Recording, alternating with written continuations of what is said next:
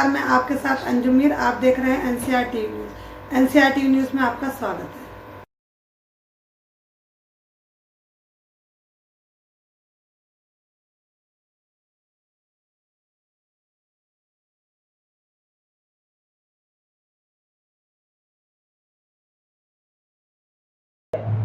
7 तारीख की रात को थाना डिबई के जलालपुर गांव में एक ईंट भट्टे के पास एक बॉडी मिली थी, जिसकी शिनाख्त शीशपाल के रूप में हुई थी। ये बाहर काम करता था, सेल्समैनी का। इसके शरीर पे चाकू के प्रहार दिख रहे थे और साथ ही साथ एक दुपट्टा भी मिला था, जिससे कि इसके गले दबाने की प्रयास की गई थी। इस घटना के अनावरण के लिए थाना डिबई और देहात की एसओजी को लगाया गया था, जिनके द्वारा सफल अनावरण करते हुए आज 4 व्यक्तियों की गिरफ्तारी की गई है, जिसमें मृतक का चाचा और 3 अन्य लोग जिसको कि उसने सुपारी दी थी मारने की, वो गिरफ्तार हुए हैं।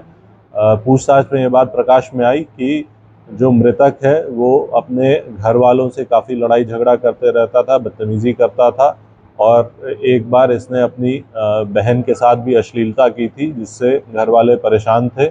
इससे क्षुब्ध होकर इसके चाचा ने इसको मारने की योजना बनाई और 3 लोगों को, जो कि अलीगढ़ के रहने वाले हैं, उनको पैसे दिए।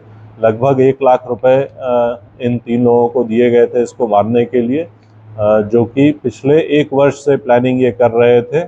और 7 तारीख को जब इनको मौका लगा तब इन्होंने इसकी हत्या कर दी। उस समय इनको 40,000 रुपये दिए गए।